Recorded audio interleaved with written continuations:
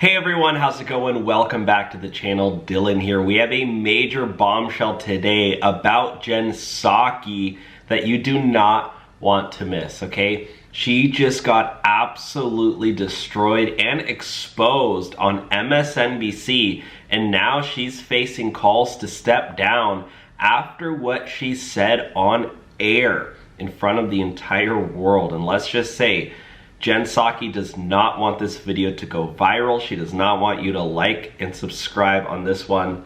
This looks ugly, not only for her, not only for Joe Biden and Kamala Harris, but for the Democrats for the future, for years to come. Remember, Jen Psaki was Joe Biden's White House press secretary before they brought in Karine Jean-Pierre. I think Jen Psaki was so bad, she was a liability in the White House. I truly believe that's why they, shoved her away and shoved her in with Joy Reid and Rachel Maddow and Joe Scarborough, right?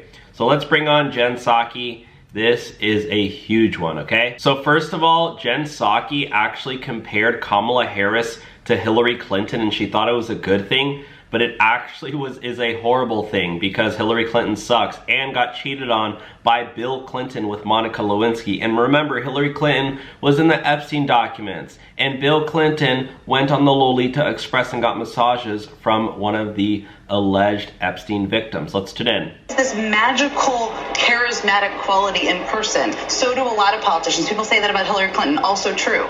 This magical... Yeah, so she compared Kamala Harris to Hillary Clinton, but take a look at this. This is absolutely insane. This is Jen Psaki melting down and saying horrible things while the nation was celebrating. Jen Psaki was saying horrible, crappy things about Trump. Still a long way for her to go. Steve Kornacki, I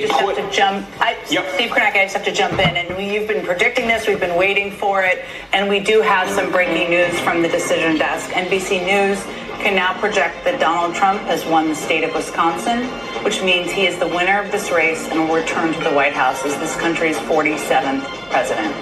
And for so many of you watching right now, that news is, to say the least, a lot to digest. I understand that personally. After he lost 4 years ago, he refused to accept the outcome and incited a violent insurrection on our nation's capital. He's campaigned while facing criminal indictments related to his efforts to overturn the 2020 results, and he's run as a convicted felon.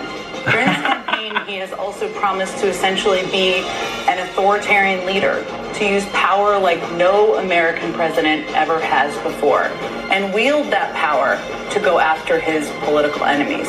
This is a man who's also bragged about overturning Roe v. Wade and stripping away women's bodily autonomy. He's promised to conduct mass deportations to crack down on the rights of millions of Americans. Donald Trump is an anti-democratic force. But a lot of the stuff she just said is actually good. He says overturning Roe v. Wade. Yeah, that's actually a good thing for liberals.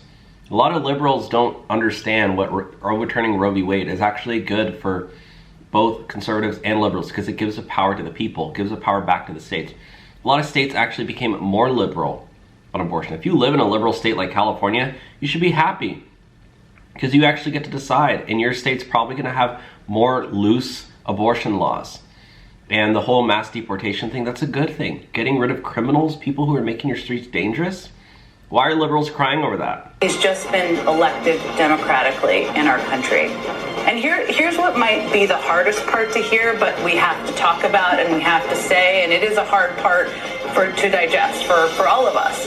But it's not a hard thing to digest for all of us. What are you talking about? America voted for Trump. What do you mean? Oh, this is hard for all of us.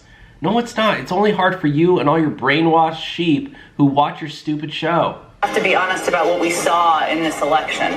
Donald Trump was elected by expanding his support over a number of key groups that we've been digging into this night, all night tonight, as we had anticipated where this was headed, and I know we're going to dig into it throughout the course of the day today. And there will be a lot of time spent on how and why he won, and what this will mean for the country over the next 4 years and beyond. Yeah, you should take a good hard look on how and why Trump won.